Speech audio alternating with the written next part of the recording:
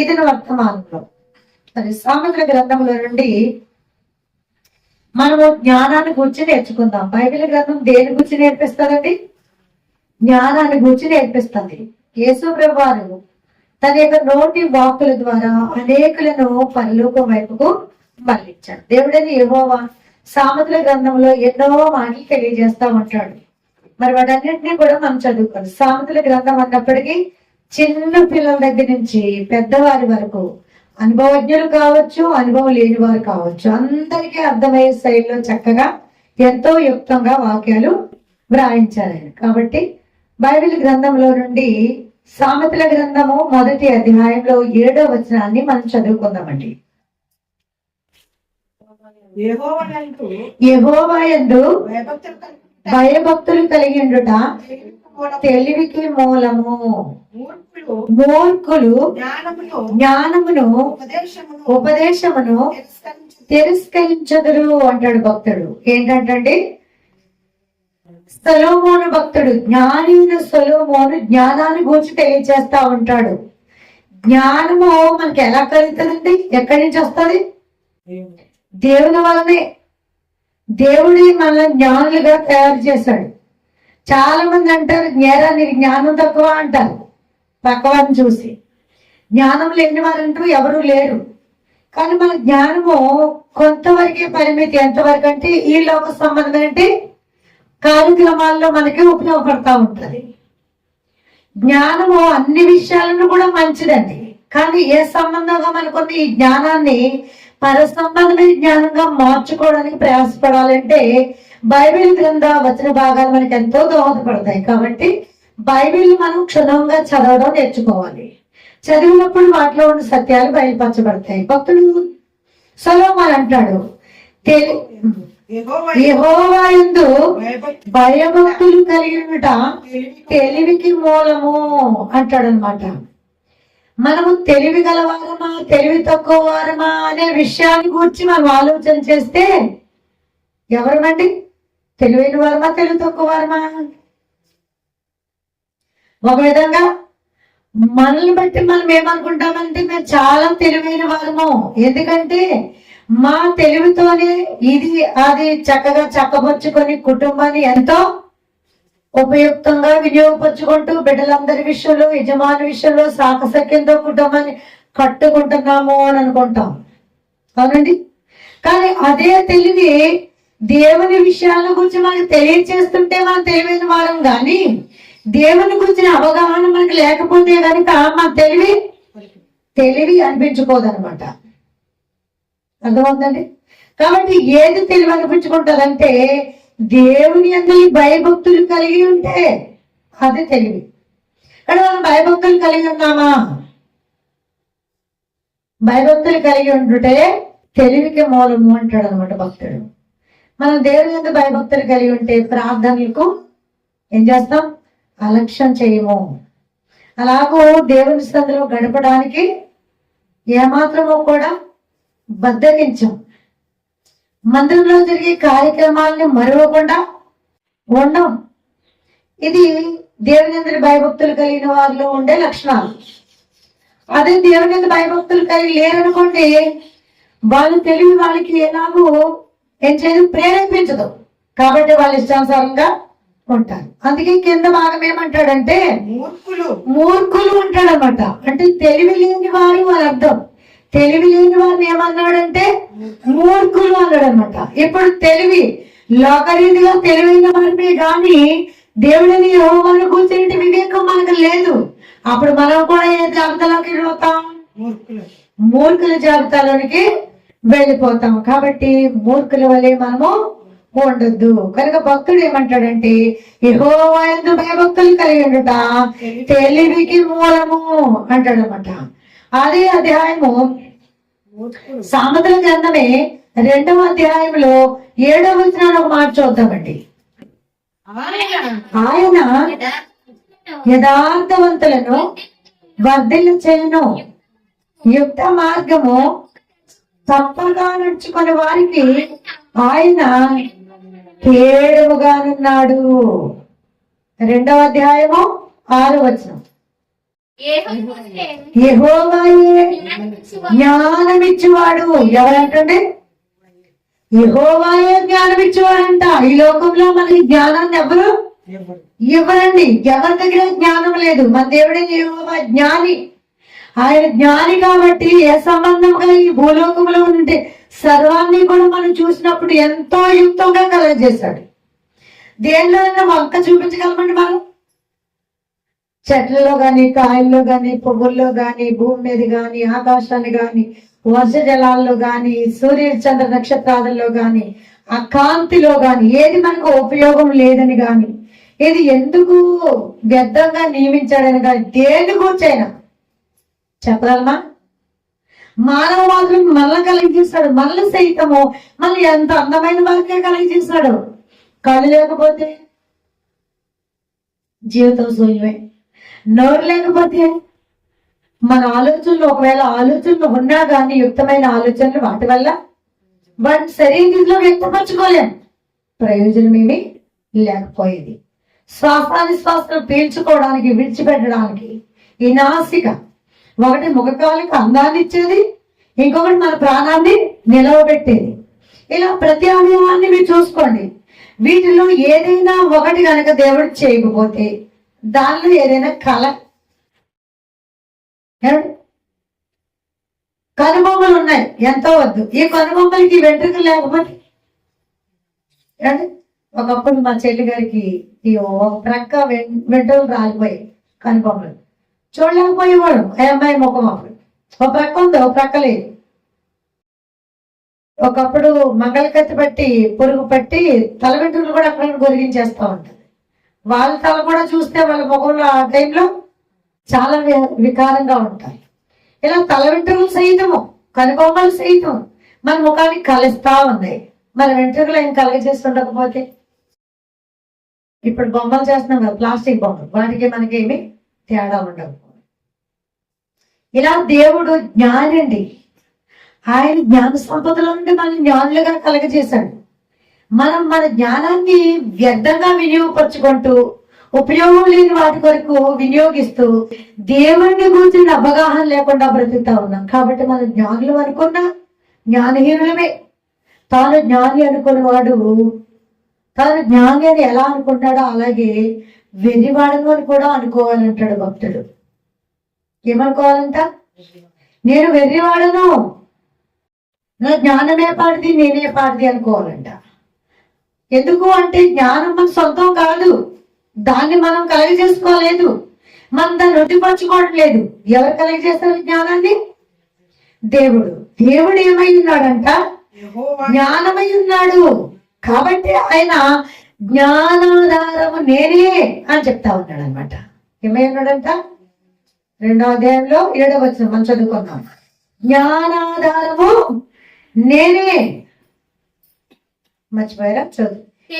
యెహోవాయే జ్ఞానం ఇచ్చేవాడు, తెలివియు వివేచనయు ఆయన నోట నుండి వచ్చును.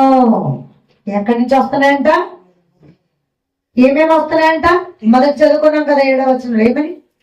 యెహోవా యందు భయభక్తులు కలిగి ఉంటే తెలివికి మూలము అని.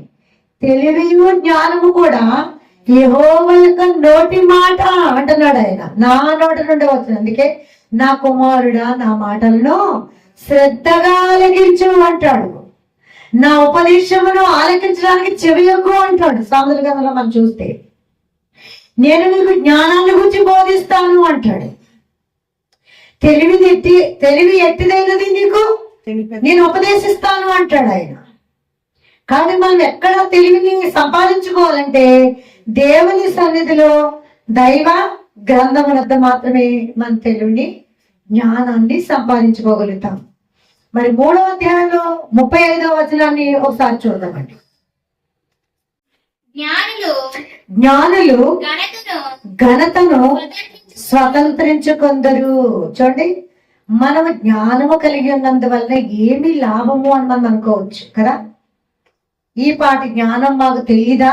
మందిరానికి వెళ్ళాలని కానీ, దేవుని ప్రార్థన చేయాలని కానీ, మరి ఇంకేంటి కుటుంబాన్ని చక్కపరచుకోవాలని కానీ, దేవుడిచ్చిన జ్ఞానాన్ని సద్వినియోగపరచుకోవాలని కానీ మాకు తెలియదా అనుకుంటా ఉంటాం. ఈ జ్ఞానంతో మనం ఈ లోకంలో కొంతవరకు కుటుంబ విషయాల్లోనూ, వ్యక్తిగత జీవితంలోను, సంఘ విషయంలో, సమాజ విషయంలో యుక్తంగా వినియోగపరుచుకుంటున్నాము అని మనం అనుకున్నట కంటే ఇంకా ఏముంది అంటేనంట, జ్ఞానులంట ఘనతను ధరించుకుంటారంటండి, గనులుగా ఎంచబడతారు అని అనమాట. మనం జ్ఞానులమైతే మనకేముంది? ఘనత ఉంది. కాబట్టి మనము ఘనతనందగలండి. జ్ఞానము దేవుడిని యెహోవాను మాత్రమే మనం సంపాదించుకోగలుగుతాం. ఆయన అందరి భయభక్తులు కలిగినందువలన మాత్రమే మనకు ఆ జ్ఞానము దొరుకుతుంది. ఆయన వల్ల మాత్రమే మనకు ఘనత కలుగుతా ఉంది. కాబట్టి జ్ఞానులంట ఘనతను స్వతంత్రించుకొందరు మన స్వాస్థ్య భాగం అన్నట్టు. ఎవరైనా జ్ఞానవాక్కులు పలిగితే వాళ్ళే ఎవరైనా మెచ్చుకోకుండా ఉంటారండి? గణపరచకుండా ఉంటారా? మనకి ఏదైనా ఉపదేశము, ఏదైనా సలహా కావాలంటే పలానా వారిని అడుగుదామండి అనుకొని ఒక నోరు పులుకొల్పుని ఏం చేస్తారు? వాళ్ళ ఎదురుకు వచ్చి వాళ్ళని సంప్రదించి కొన్ని సమస్యల నుండి, కొన్ని ఇబ్బందుల నుండి వాళ్ళు ఏం చేస్తారు? పరిష్కారాన్ని పొందుతా ఉంటారు. కాబట్టి మనం ఏం చేస్తామంట? జ్ఞానులు ఘనతను స్వతంత్రించుకొందరు. అలాగే బుద్ధిహీనుడు ఏం చేస్తాడంట? అవమానభరితుడైపోతాడంట. మనం నిజంగా బుద్ధిహీనులుగా ఉంటే అవమానం తప్ప ఘనత అనేది లేదు. మనం ఎంత జ్ఞానమైనప్పటికీ అంటండి, మన జ్ఞానము దేవుడు నిజంగా వెర్రివాడైతే కాదు. ఏమండి? ఏదో చెప్పాడు భక్తుడు అలా, దేవుని వెర్రితనం మన జ్ఞానానికంటే కూడా గొప్ప జ్ఞానం అంటండి. మనం ఎంత జ్ఞానమైనా సరే దేవుని ఎదుట మన జ్ఞానము ఏమి అంత విలువైనది కాదు. కాబట్టి ఈ దేవుని గురించిన అవగాహన కలిగించే జ్ఞానం కనుక మనం కోల్పోతే మనం కూడా ఎవరము? బుద్ధిహీనులమే. మనకు కూడా ఏంటంట? అవమానమే, అపకీర్తే ఎదురవుతుంది. ఘనత ఎంత మాత్రమో కలగదు. కాబట్టి మేము క్రైస్తవులము, వాక్యం ఎరిగిన వాళ్ళము, దేవుని ఎరిగిన వారము అనుకొని కూడా ఆరాధన దినమందు అలక్ష్యం చేస్తే పరిస్థితి ఏంటి? బుద్ధిహీనులమా, బుద్ధిమంతులమా? ఘనత కలిగిన వారమా, ఘనహీనమా, అవమానభరితులమా? మనం ఆలోచిద్దామండి. దేవుడు ఏమంటాడు? 6 దినాలు నువ్వు కష్టపడి పనిచేయి, 7వ దినం నాది, నాకు ఇచ్చే అన్నాడు. ఆయన నోటి మాటేనా? దాన్ని మనం ఏం చేసాం? ఇప్పుడు వెళ్ళలేదు, అవలంబించలేదు, తిరస్కరించినట్టే. కార్యక్రమాలకు రాకపోతే అప్పుడు మనం మన జ్ఞానం అనిపించుకుంటారా? బుద్ధిహీనత అనిపించుకుంటారా? అది మనం గమనించుకోవాల్సిన వారమై ఉన్నాం. అలాగే సామెతల గ్రంథంలోంచే చూద్దామండి కొన్ని విషయాలు. 4వ అధ్యాయంలో 7వ వచనంలో జ్ఞానం ఏంటి సొలొమోను ఇలా తెలియచేస్తాడు. జ్ఞానము సంపాదించుకుంటే జ్ఞానమునకు ముఖ్యాంశము అంటాడు. ఏంటంటే జ్ఞానము సంపాదించుకుంటే ఏమి సంపాదించుకోవాలి? మందిరానికి వచ్చినప్పుడు, లేదా దేవుని వాక్యం దగ్గరికి వచ్చినప్పుడు, బైబిల్ యుద్ధకు వచ్చినప్పుడు అంటే ఏం సంపాదించుకోవాలి? జ్ఞానాన్ని సంపాదించుకోవాలి. భక్తుడు లూతేయుడు తనకున్న అనుభవ జ్ఞానం చేత దేవుని వాక్య గ్రంథంలోని సత్యాలు గ్రహించాడు కాబట్టి ఆ వాటిని తనలోనే దాచుకోలేదు, కానీ ప్రజలందరికీ వ్యక్తపరిచి దేశమంతటా, లోకమంతటా ఈ దినం వరకు మనందరి చేతులకి పరిశుద్ధ గ్రంథము రావడానికి మార్గసలత కలిగించాడు. జ్ఞానులు జ్ఞానాన్ని సంపాదించుకుంటారు, జ్ఞానాన్ని ఇంకా కూడా వృద్ధిపరచుకోవడానికి ప్రయాసపడతాడు. అతనికి ఏం సంబంధం అంటే రాత్రి బైబిల్ చదివి, క్షుణ్ణంగా చదివి, దానిలో ఉన్న సత్యాలు వెలికి తీసుకొని వచ్చి మరలా వాటిని రాసి, వాటిని మరలా పత్రికలు వేసి కదండి అవన్నీ గోడలు ఖండించి ప్రజలందరికీ తెలియజేసిన అవసరం ఏముంది? దేవుని వాక్యము మరుగు చేయబడకూడదు. మనం కూడా ఏంటండి దేవుని వాక్యాన్ని వింటాం, అర్థం చేసుకుంటాం, మనం వినియోగించుకోవాలనుకుంటాం, కానీ ఇతరులకు చెప్పడానికి సాహసించం. అప్పుడు దాన్ని ఎక్కడ పెట్టేసామంటే ఆ పోపులు ఎలాగైతే ఒక రహస్య గదిలోను, అలాగే ఆ రహస్యంగా ఆ గదిలో ఉన్నట్టు ఆ భోషాలంలోను పెద్ద పెద్ద తాళం గప్పలు వేసి బందీ చేసి 2-3 తాళం గప్పలు వేసారంటండి. ఏదో జైలుకి అక్కడక్కడ వేస్తారు కదా అప్పుడప్పుడు ముద్రలు, గవర్నమెంట్ వారు ముద్రలు వేశారండి, ఎన్ని కప్పలేస్తారు. అలా బంధించారంట బైబిల్ గ్రంథాన్ని. బైబిల్ గ్రంథాన్ని ఎవరైనా బంధించగలరా? బంధించగలరు అనుకుంటారు అంతే. వాళ్ళు బంధించారు నిజంగానే, కొంత పరిమితే, కొంతకాల పరిమితే. శాశ్వతంగా అయితే ఆయన వాక్యాన్ని బంధించలేరు. కాబట్టి ఒక యోధుడిని, బలమైన యోధుడిని దేవుడైన యెహోవా జన్మింపచేశాడు, మేల్కొల్పాడు, రహస్యాన్ని బయలుపరిచాడు, అతని ద్వారా వెలుపడికి తీసుకొని వచ్చాడు, లోకమంతటా వెల్లడి చేశాడు. దేవుని వాక్యం అంటండి, భక్తుడు కీర్తనాకారుడు అంటాడు, నీ వాక్యములు వెల్లడి ఒకటతోడనే వెలుగు కలుగును అంటాడు. ఏం కలిగిందంట? దేని వల్ల?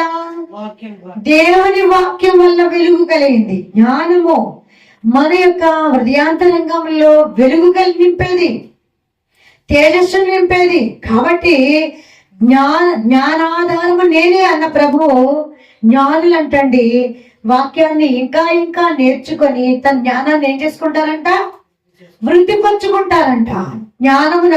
జ్ఞానము సంపాదించుడే జ్ఞానమునకు ముఖ్యాంశము. మన అంశము ఏంటి అంటే దేవుని వాక్య గ్రంథములకు వచ్చినప్పుడు పరలోక జ్ఞానాన్ని నేను పరిపూర్ణంగా నేర్చుకోవాలి. ఇది మనకు ముఖ్యమైన అంశము. లోకంలో దేని కొరకు అయితే మనం ప్రయాసపడవలసిన అవసరత లేదు. మరి పరలోక సత్యాలు తెలియజేసే జ్ఞానము మన హృదయాంతరంగంలో ఉందా? లేకపోతే మనం ఏం చేయాలి? ఇప్పుడు దానిని సంపాదించుకోవడానికి ప్రయత్నించాలి. అది మన హృదయాంతరంగంలోనికి వెళ్ళిన తర్వాత అది వెలుగుమయంగా మార్చబడి అనేకులకు ఆ వెలుగును ప్రకాశింపు చేయనదిగా నీ నోటి వెంబడి మరలా ఏమవుతుంది?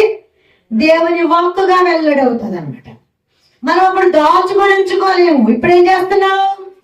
హృదయాంతరంగంలో అంటే చీకటి గదుల్లో దాచి ఉంచేస్తున్నాం. ఎవరికి దాన్ని బయలుపరచడం లేదు. మనకి వినియోగించుకోలేము, ఇతరులకు కూడా వినియోగించలేము.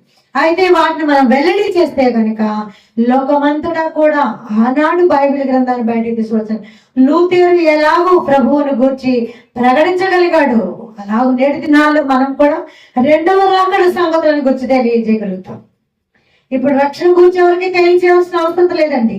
పాపాల గురించి, పాపడప్పుల గురించి, బాప్తిసాల గురించి, మరి మోక్ష రాజ్యం ఇలాగా నరకం ఇలాగా అని చెప్పవలసిన చిన్న చిన్న కథలు చెప్పవలసిన అవసరం ఎవరికి లేదు. ఎందుకంటే బైబిల్ గ్రంథంలో ఉన్న సంగతులన్నీ ఎందరో బోధకులు ఎన్నో మీటింగ్లో ఎన్నో రీతిలుగా బోధిస్తూ ఉన్నారు. అందరికీ తెలుసు. తెలియని వారంటూ ఇందాక పాట పాడుకున్నాం కదా మనం.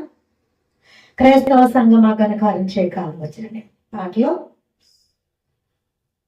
దేవుని విషయాలంట ఎరుగని ప్రజలు ఎక్కడా లేరంటండి.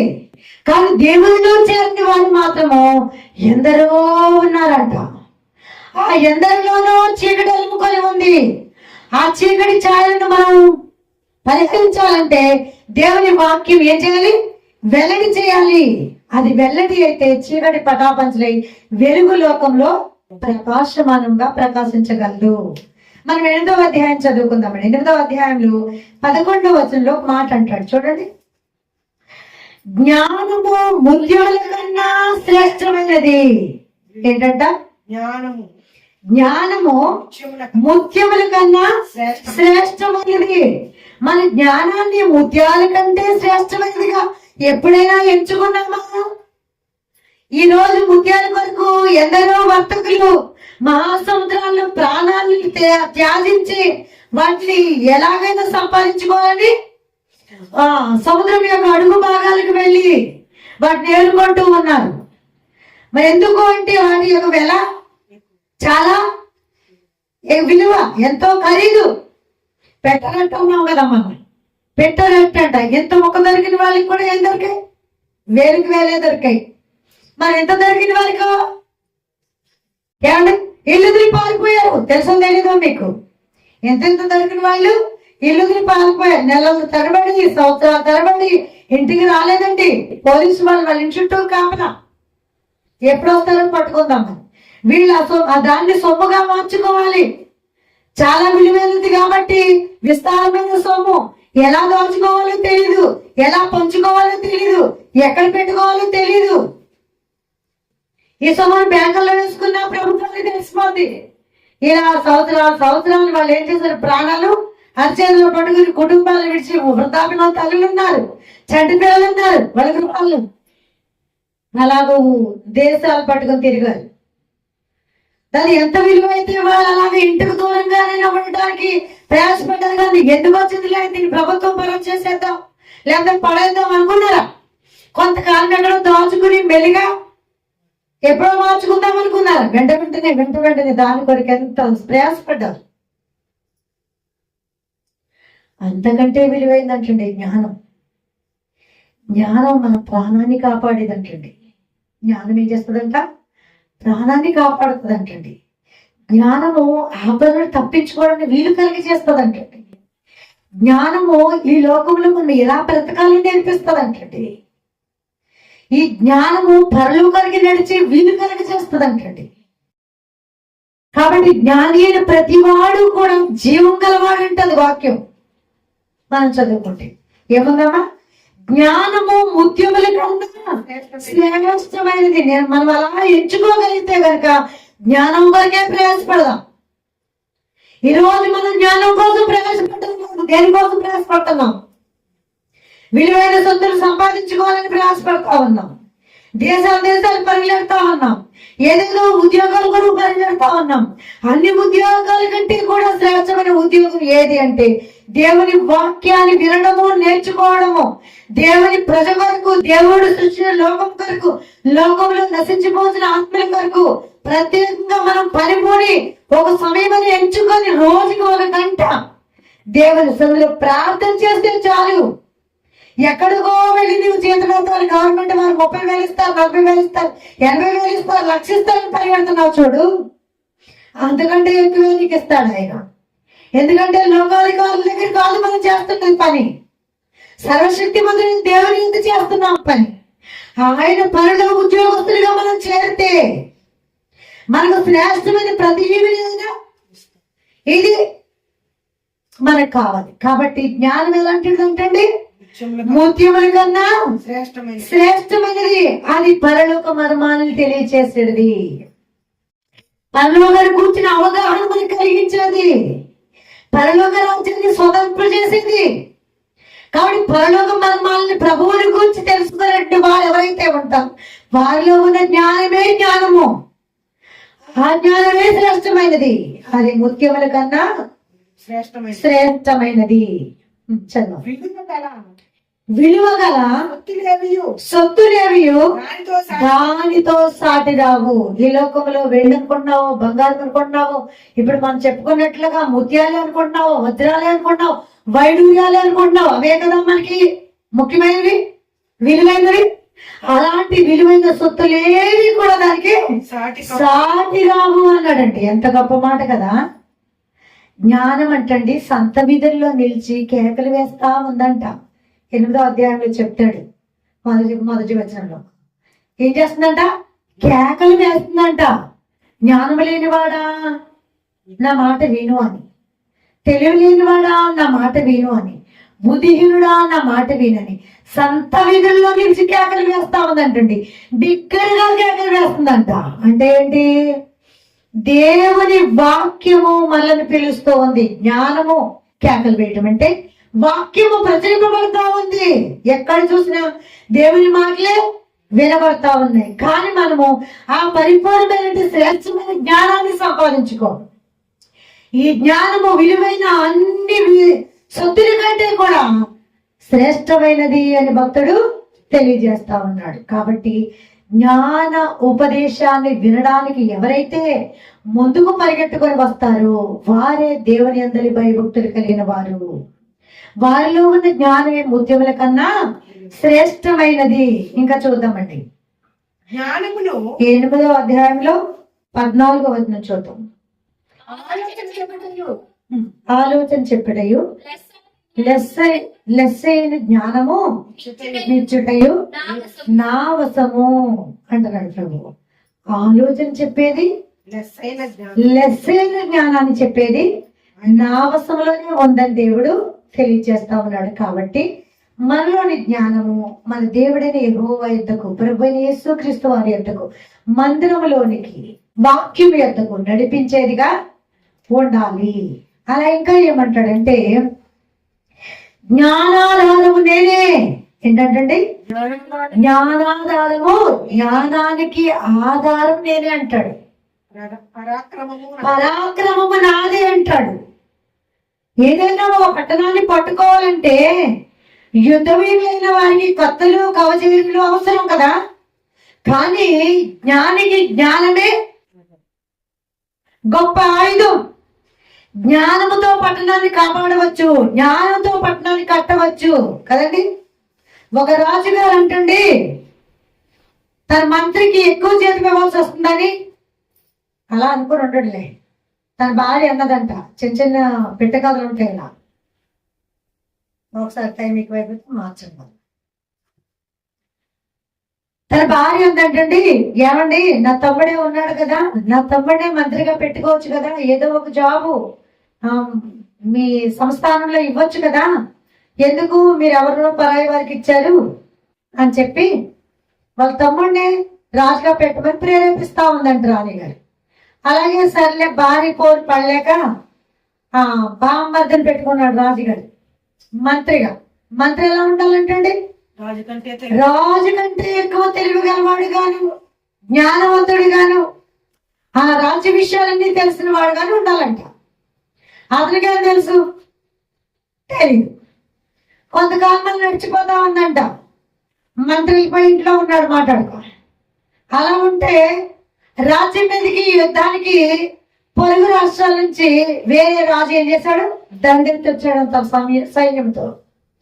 ఈ బామ్మదికి ఏం తెలీదు ఎలాగో యుద్ధం చేయాలో, ఎలాంటి పరాక్రమం యుద్ధ వీరులైన వాళ్ళు సిద్ధపరచుకోవాలో, అసలు యుద్ధ ప్రావీణ్యత అంటే ఏంటో తెలీదు. పరాక్రమం లేనివాడు, యుద్ధ నైపుణ్యత ఎరిగిన వాడు కాబట్టి ముడుచుకుని కూర్చున్నాడంట భయంతో మూలకొచ్చి.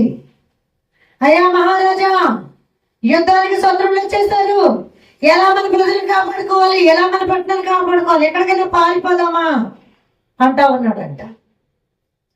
ఏమి తెలియక పారిపోవడం అంటే రాజుగారికి ఇష్టం ఉంటుందండి. ప్రాణానికైనా తెగించి యుద్ధాన్ని ముందుకెళ్ళి పరంగా పెడతాడు దేశం కొరకు, రాష్ట్రం కొరకు, ప్రజల కొరకు. అది పారిపోయే పరిస్థితి రాజులో అది అంతకంటే అవమానం వేరేది ఉండదు. కాబట్టి పారిపోలేడు. కాబట్టి బలహీనమైన ఆలోచన ఇచ్చాడు. ఎప్పుడూ ముందర మంత్రి అలాంటి ఆలోచన ఇవ్వలేదు. చేసింది ఏమీ లేక రాజుగారు అప్పుడు ముందరంటి మంత్రి గారికి కవర్ చేశారంట. మరి యుద్ధం ఎలా ఉంది, మరి దండెత్తినటువంటి యుద్ధ సైనికులు, శత్రు సైనికులు కోటను ముట్టడించారు. ఎలా తప్పుకోవాలి, మరి ఎలా మనం ఎదుర్కోవడానికి మన సైన్యాన్ని ఇప్పుడు వ్యూహపరచుకుని యుద్ధంలోనికి వెళ్ళాలి అని రాజుగారు సలహా అడగడానికి పంపించారట పాపం. అప్పుడు ఆయన మంత్రి గారు చిన్న సలహా ఇచ్చాడండి, ఎంతో కాదు. ఏమని ఇచ్చాడంట, అయ్యా ఇప్పుడు మనం యుద్ధానికి సైన్యాన్ని సిద్ధపరచుకునే సమయం లేదు. మరి మన దగ్గర ఎంతమంది ఉన్నారో యుద్ధ ప్రావీణ్యత కలిగిన వారు మనం లెక్క చూసుకోలేము, వ్యూహపరచుకోలేము. కానీ ఆ సమయం మనకు లేదు. కాబట్టి మనం ఏం చేద్దాం, సలవ జెండా ఎత్తేయండి. సలవ జెండా ఎత్తితే యుద్ధం కోసం వచ్చిన వాళ్ళు ఏం చేస్తారంటే వాళ్ళు యుద్ధానికి మేము సిద్ధం లేమని సలవ జెండా సమాధానం చూపించారు. కాబట్టి మనం ఏం చేయాలి, వెనక్కి మళ్ళీ పోదాం అనుకుని వెళ్ళిపోతారంట. అలా సామెతల గ్రంథకర్త ఒక చోట్ల అంటాడు, బలహీనుని యొక్క జ్ఞానం అంట పట్టణాన్ని కాపాడగలిగిందే అయినప్పటికీ కూడా అది ఎన్నికలోనికి రాదంటండి. కాబట్టి మనము ఏ సంబంధంగానే పర సంబంధంగా జ్ఞానపూర్వకంగా ఉండాలంటే అది ఎవరి వశము అంటే దేవుడిని యెహోవా వశమే. జ్ఞానాధారము నేనే, పరాక్రమము నాదే, నా వల్లనే రాజులు ఏలుదురు అంటాడు ఆయన. ఎవరి వల్ల వెళ్తారంటే దేవుని వలననే వెళ్తారంట. కాబట్టి మన జ్ఞానము మన ప్రభు యొక్క కార్యక్రమాల్లో ఏకీభవింప చేసేదిగా, దేవుని వాక్యాన్ని విని అర్థం చేసుకుని పరలోక రాజ్యానికి పరిపూర్ణ సౌందర్యంగా పెళ్లి కుమార్తెగా సిద్ధపరిచేదిగా ఉండాలి. ఎప్పుడు ఆపదలోనే, ఎప్పుడు ఆ పరిపాలనలోనే, ఎప్పుడు ఆ ప్రయాసంలోనే ప్రాగులాడే వారంగా మనం ఉంటే ఆ దుమ్ముదోలి అంటించుకునే వారంగా, అందులోనే పొల్లాడే వారంగా ఉంటే ఏమైనా ప్రయోజనం ఉందా? ఎంత దూరం వెళ్ళినా దానికోసమే, ఇక్కడే ఉన్నా దానికోసమే. అప్పుడు ఆ జ్ఞానం సరైన జ్ఞానము కాదు. ప్రభువు ఇంకొక మాట అంటాను, చూద్దాం. 17వ వచనం చూద్దాం. 8వ అధ్యాయంలో 17వ వచనం. నన్ను ప్రేమించు వారిని నేను ప్రేమించుచున్నాను అంటాడండి. ఏంటంట?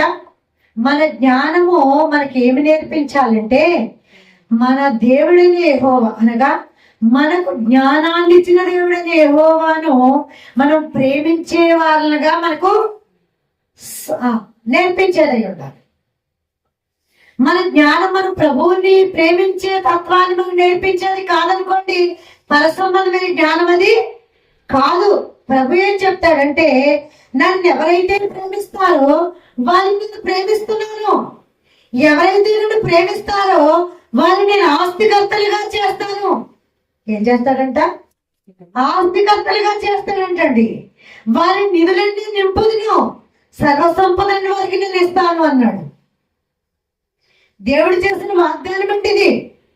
మరి ఈ వాగ్దానాన్ని మనం నమ్మితే మనం ఏం చేయాలి? ఇప్పుడు దేవుడిని యెహోవా యందు భయభక్తులు కలిగి ఉండి జ్ఞానాన్ని సంపాదించుకోవాలి. జ్ఞానులకు జ్ఞానమే మూలాంశం. ఇంకా జ్ఞానాన్ని వృద్ధిపరచుకోవాలని అనుకుంటారు. ఏమా? అలాగూ 9వ అధ్యాయంలో 1వ వచనంలో దేవుడు నివాసము కట్టుకొని, జ్ఞానమంట నివాసాన్ని కట్టుకొని దానికి 7 స్తంభములను చెక్కించుకొని ఉన్నది అంటాడు. జ్ఞానమేనంట ఏం చేసుకుందంట? గుడారాన్ని, నివాసాన్ని సిద్ధపరచుకుందంటండి.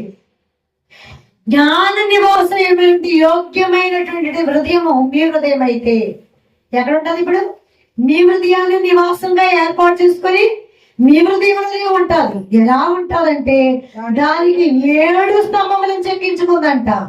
స్తంభం మీద ఏదైనా, ఇప్పుడు మనం ఏదైనా గృహం కట్టాలంటే, మందిరం కట్టాలంటే ఏం వేసుకోవాలనుకుంటున్నాం? పునాది వేసుకోవాలి. పునాది మీద పిల్లర్స్ వేసుకోవాలి. ఆ పిల్లర్స్ బలమైనవిగా ఉండాలి. వీటినే స్తంభాలు అంటాం. దేవుడు భూమిని నీళ్ల మీద పరిచాడు అంటే తెలుసా మీకు? నీళ్ల మీద పరిచాడు. భూలోకం కింద అంతా జలమయమే. నీళ్లలోనే దీనికి ఏం వేసాడంట? పునాది వేసాడంట. దీనికి కూడా పిల్లర్స్ వేసాడండి. వాక్యం చదవండి యోబు గ్రంథంలో. పిల్లర్స్ మీద భూమి నిలబెట్టిండు. నీటిలో పిల్లర్స్ వేసి. ఇప్పుడు మన నీటిలో వాడలు నడుస్తూ ఉన్నాయి. వాటి పిల్లర్స్ ఏంటి? వాటికి కూడా ఎంత పొడవాటి స్తంభాలు వేసి ఆ కింద ఎక్కడో చక్రాలు పెట్టారు. నీటి మీదే ఉంది, కానీ దానికి కూడా ఒక ఆధారం ఉంది. అది నీటి మీదే ప్రయాణం చేస్తుంది, నేల మీదే నడుస్తుంది అని కాదు. పైన కూడా నీళ్లు ఉద్రిక్తను బట్టి పైకి, ఒకవేళ ఉద్రిక్త తట్టే నీళ్ళ మీద నిలవబడ్డానికి. అర్థమవుతుందా? నేల మీద నిలవబడ్డా. అలా మహు సముద్రాల్లో వాడలు తిరుగుతూ ఉన్నవి. మధ్య ఆకాశంలో విమానాలు తిరుగుతూ ఉన్నాయి. భూమి మీద మనం సంచారం చేస్తా ఉన్నాం. ఎన్ని టన్నులు బరువు ఉంటుందో ఈ భూభాగం, ఈ జన సముదాయం. వీళ్ళు నిర్మిస్తున్నటువంటి నిర్మాణాలు, యంత్రాలు కావచ్చు, గృహాలు కావచ్చు, బిల్డింగులు, ఏవేవో. ఎంత జ్ఞానండి! మన దేవుని యొక్క జ్ఞానాన్ని కొలవడానికి మనకు శక్తి చాలుతుందా? చాలదు. నివాసము కట్టుకుందంట. తనకు నివాసము కట్టుకొని 7 స్తంభం దాని కొరకు స్థిరపరచుకుంది, చెక్కించుకుంది. కాబట్టి జ్ఞాన సంపద గలవారంగా మనం ఉండాలంటే దేవుడిని యెహోవాను మనం ప్రార్థించే వారముగా, ఆయన ఎంతటి భయభక్తులు కలిగిన వారంగా ఉండాలి. ఏమా? ఇది మన భాగం కాదనుకోండి, అయినా చదివించాను. 10వ వచనాన్ని మనం చదువుకుందాం. యెహోవా యందు భయభక్తులు కలిగి ఉండేటయే జ్ఞానమునకు మూలము. యెహోవా యందు భయభక్తులు కలిగి ఉండటే జ్ఞానములకు మూలము. మరే ఆధారం లేదండి. మనం జ్ఞానులము అని అనిపించుకోవాలంటే దేవుడిని యెహోవా యందు భయభక్తులు కలిగి ఉండాలి. 10వ వచనంలో మరొక మాట, పరిశుద్ధ దేవుని గూర్చిన తెలివి వివేచనకు ఆధారము అంటాడు. ఎవరిని కూర్చున్నట్టు తెలివి? పరిశుద్ధ పరిశుద్ధుడైన దేవుని కూర్చిన తెలివి ఎవరైతే కలిగి ఉంటారో వారికి కలిగిన తెలివేనంట వివేచనకు ఆధారమై ఉన్నది. వివేచన శక్తి, ఏది మంచి ఏది చెడు అని వివేచించగలిగిన శక్తి మనకు ఉంది. ఇది ఎవరికి? దీనికి ఆధారం ఎవరంట? దేవుడైనా యెహోవాయే. 11వ వచనంలో నీవు జీవించు సంవత్సరములు అధికములగును అని ఎవరైతే జ్ఞానాన్ని ఆధారం చేసుకొని దేవుడిని యెహోవాను భయభక్తులు కలిగి ఆయనను ప్రేమించి ఆయన నామాన్ని గణపరిచి ఆయన సందులో ముందుకు సాగుతారు, అలాంటి వారందరికీ ఆయన ఇచ్చే ఆశీర్వాదము. మనం జీవించే సంవత్సరాలు ఏమవుతాయంట? జ్ఞానానికి మరణం ఉందా? దేవుని వాక్యానికి మరణం ఉందా? దేవుని రాజ్యానికి అంతం ఉందా? ఈ లోకంలో ఇహలోక జీవన యాత్రకైతే అంతము ఉంది. శాశ్వతకాలం జీవించే జీవితాన్ని దేవుడు మనకి ఇస్తాను అని వాగ్దానం చేస్తా ఉన్నాడు. అలా 6వ వచనంలో ఒకసారి చూద్దాం. 9వ అధ్యాయం. ఇక జ్ఞానము లేని వాడవై ఉండకము. ఎలా ఉండాలంట? ఇక జ్ఞానము లేని వారై ఉండక బ్రతుకుడి అంటాడు అనమాట. ఎలా ఉండాలి? ఇప్పటి నుంచి దేవుడు ఒక మంచి వాక్కు మనకి ఇచ్చాడు. జ్ఞానము దేవుని వల్లే కలుగుతుంది. జ్ఞానాధారము దేవుడే. ఏమా? జ్ఞాని ఇంకా జ్ఞానాంశాలు నేర్చుకోవడానికే ప్రయాసపడతాడు. జ్ఞానం కలిగి ఉంటే గనక ఏం కలిగి ఉంటాం? తెలివి కలిగి ఉంటాం. జ్ఞానము కలిగి ఉంటే పరిశుద్ధ దేవుని కూర్చొని తెలివియే నీకు జ్ఞానానికి మూలం అన్నాడు. కాదు, ఆ పరిశుద్ధ దేవుడిని యెహోవాను కలిగి ఉంటే స్థిరజీవం మనకి ఇచ్చాను, సర్వ సంపదలు మనకి ఇచ్చాను, మనం దేవుని చేత ప్రేమింపబడే వారంగా ఉన్నాం అని చెప్పుకున్నాం. కాబట్టి ఇక్కడ నుండి ఎలా ఉండకూడదు? మనం జ్ఞానం లేని వారముగా అంటే బుద్ధిహీనులముగా, దేవుణ్ణి ఎరగని వారముగా, దేవుని సన్నిధికి దూరస్తులుగా ఉండగా బ్రతకండి అంటాడు. ఉండగా బ్రతకండి అంటే భక్తిహీనులుగా అయితే బ్రతకొద్దు, కానీ భక్తులుగా, విశ్వాసులుగా, దేవుని జనాంగముగా, జ్ఞానులుగా బ్రతకండి. కింద మాట తెలివి కలుగు చేయు మార్గములో చక్కగా నడవండి అంటాడు. ఏ మార్గంలో నడవాలంట? తెలివి కలిగించు మార్గంలోనే. మీరేం చేయాలి? ఇప్పుడు చక్కగా నడిచే వారంగా ఉండాలి. కుంటు సాగులు చెప్పుచు దిగజారిపోతూ వెనుకంజ వేస్తూ ఇటు అటు తప్పిపోతూ పెడార్థాలు తీసుకుంటూ చెడు మార్గాల్లో, తప్పుడు మార్గాల్లో, వంకర త్రోవల్లో నడిచే వారంగా ఉండకూడదు. మనకు కలిగిన జ్ఞానము ముత్యముల కంటే శ్రేష్టమైనది. కాబట్టి ఏం చేస్తుంది? మన మార్గంలో మనం చక్కగా నడిచే వారంగా, అలాగే దేవుని భయభక్తులు కలిగి మంచి మార్గములు మనం చావక బ్రతికే వారముగా, స్థిరజీవులుగా ఉండినట్లుగా దేవుని యొక్క జ్ఞానం మనకు ఉపయోగపడుతూ ఉంది. అట్టి జ్ఞాన సంపద క్రీస్తు ప్రభు మనందరికీ అనుగ్రహించి ఆయన మహిమగల కార్యాలు వాడుకొని మహిమ మేఘమునకు పెళ్లి కుమార్తె వరుసలో సిద్ధపరచును కాక. ఆమేన్. మరణాలు అందరికీ మరణాలు. చిన్న ప్రార్థన. పరిశుద్ధుల ప్రభు, నీ పరిశుద్ధ నామానికి వందనాలు, స్తోత్రాలు, స్తుతులు చెల్లిస్తూ ఉన్నామైనా వినబడిన వర్తమానాన్ని శ్రోతలందరి హృదయాంతరంగంలో నూరంతలుగా ఫలింపచేసి బిడ్డలందరినీ కూడా మీరు దీవించి ఆశ్రయించి అభివృద్ధిపరిచి అంతాన మోక్షమున పెళ్లి కుమార్తెలో సిద్ధపరచమని మహిమ వర్తమానికుడు యేసు నామమున వేడుకొంచున్నాను పరమ తండ్రి. ఆమేన్. మరణాలు.